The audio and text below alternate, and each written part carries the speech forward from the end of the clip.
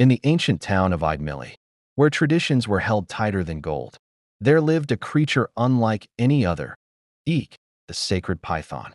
The people of Idmili believed Eek was not just an animal, but a messenger of the gods. It was said that long ago, the spirit of the land chose the python as its vessel, making it a guardian of the village.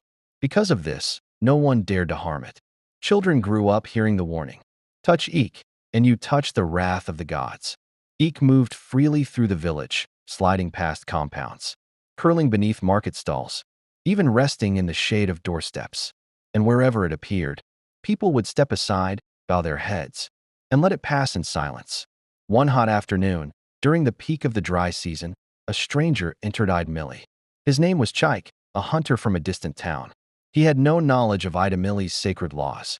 As he walked through the village, he noticed something unusual: people avoiding a particular path, whispering nervously. Curious, he followed the trail, and then he saw it. A massive python lay stretched across the path, its body thick and unmoving, its scales glistening under the harsh sun. Chaik laughed. "A snake," he said, "and grown men are afraid of this." Some villagers nearby quickly warned him. "Do not touch it," an old woman pleaded. "That is Eek, the sacred python." But Chaik only scoffed. "In my village, a snake like this would be dinner." Before anyone could stop him, he raised his cutlass and struck.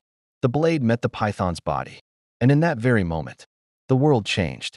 The sky darkened suddenly, as though evening had come too soon.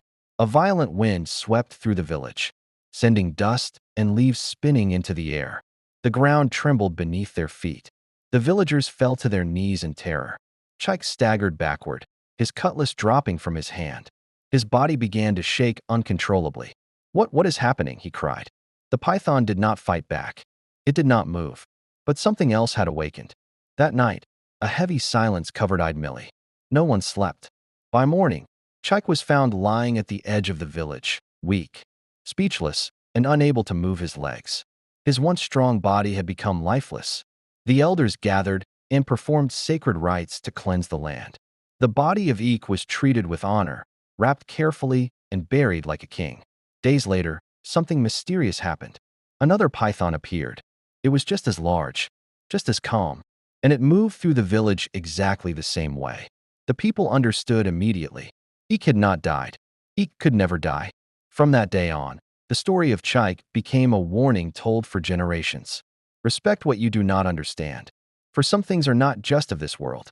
And in Idmili, to this day, Eek still lives,